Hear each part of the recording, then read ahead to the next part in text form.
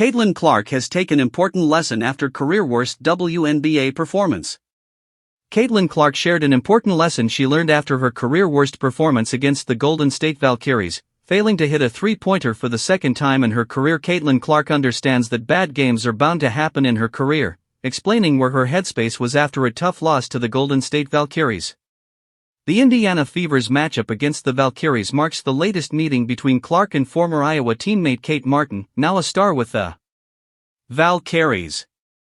And though Clark was available to play, the Fever were without head coach Stephanie White and star DeWanna Bonner, both missing the game for various reasons. It was clear the Valkyries had a specific game plan for the superstar guard, limiting her to only 11 points on 3 of 14 shooting from the field, 0 of 7 from three-point land, to go along with 9 assists, 7 rebounds and 6 turnovers. Speaking to reporters during shoot-around, the 23-year-old remarked she is bound to have struggles every now and again. Read more. Sophie Cunningham faces petition to be banned from WNBA. Read more. Justin Thomas reveals his fury after joining Scottie Scheffler in Travelers Championship lead.